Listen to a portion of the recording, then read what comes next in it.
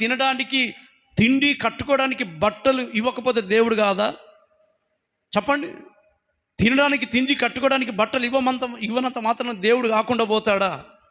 మరి యాకోబు, నువ్వు నాకు తినడానికి తిండి పెట్టాలి, నేను వెళ్ళిన చోటల్లో నువ్వు కాపాడాలి, నేను ఎక్కడికి వెళ్తే నువ్వు అక్కడ నన్ను కాపాడాలి, నేను మరల క్షేమంగా రావాలి, నాకు కట్టుకోవడానికి వస్త్రాలు ఇవ్వాలి, ఇవన్నీ ఇస్తేనే నువ్వు నాకు దేవుడవు. చూసారండి, దేవునితోనే షరతు పెడుతున్నాడు. ప్రభువా, నీ కృప వల్ల నేను బ్రతుకున్నాను, నీ దయ వల్ల బ్రతుకున్నాను, ఈరోజు 3 పూటలు నేను తింటున్నట్టు నీ దయ వల్ల నేను తినగలుగుతున్నాను. నువ్వు ఆహారం ఇచ్చినా ఇవ్వకపోయినా, నువ్వు వస్త్రం ఇచ్చినా ఇవ్వకపోయినా, నాకు తిండి పెట్టినా పెట్టకపోయినా నువ్వే నా దేవుడవు అని అనాలి కదండి యాకోబు. నువ్వు నాకు తిండి పెడితేనే, మార్గంలో నన్ను కాపాడితేనే, ఇదిగో నీవు నాకు దేవుడవై ఉండు అని దేవునికే ప్రమాణం చేస్తున్నాడు, దేవునికే షరతు పెడుతున్నాడు. ప్రియమైన దేవుని బిడ్డలారా, ఇంతకీ యాకోబు ఎక్కడికి వెళ్తున్నాడు?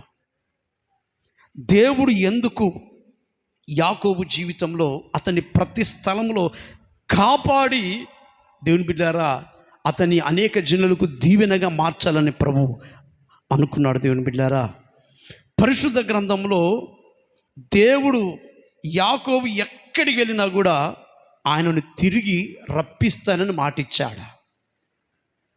తిరిగి రప్పిస్తానని మాట ఇచ్చాడంటే యాకోబు జీవితంలో 4 ప్రశ్నలు. ఆ 4 ప్రశ్నలు ఏంటంటే, అసలు యాకోబుకు ఎందుకు వాగ్దానం ఇచ్చాడు? ప్రతి స్థలంలో నిన్ను కాపాడుతాను, నీతో చెప్పినది నెరవేర్చే వరకు నిన్ను విడువను అన్నాడు. అసలు ఎందుకు వాగ్దానం ఇచ్చాడు? ఇది మొదటి ప్రశ్న. రెండోదిగా, ఎందుకు కాపాడుతానన్నాడు? ఇది రెండవ ప్రశ్న. ఎందుకు కాపాడుతానన్నాడు? జాగ్రత్తగా నా మాటలు ఆలకించాలి. మూడోదిగా, ఎందుకు దేవుడు అతన్ని తప్పిస్తానన్నాడు? మూడోది, క్షమించండి, దేవుడు ఎందుకు అతన్ని తిరిగి రప్పిస్తానన్నాడు? మొదటిగా, దేవుడు ఎందుకు వాగ్దానం ఇచ్చాడు, అసలు ఎందుకు వాగ్దానం ఇచ్చాడు? రెండోదిగా, అసలు ఎందుకు దేవుడు కాపాడుతానన్నాడు యాకోబును? మూడోదిగా, ఎందుకు యాకోబును మరలా తిరిగి రప్పిస్తానన్నాడు? నాలుగోదిగా, యాకోబు ఎక్కడి నుండి ఎక్కడికి వెళ్తున్నాడు? ఎక్కడి నుండి ఎక్కడికి వెళ్తున్నాడు?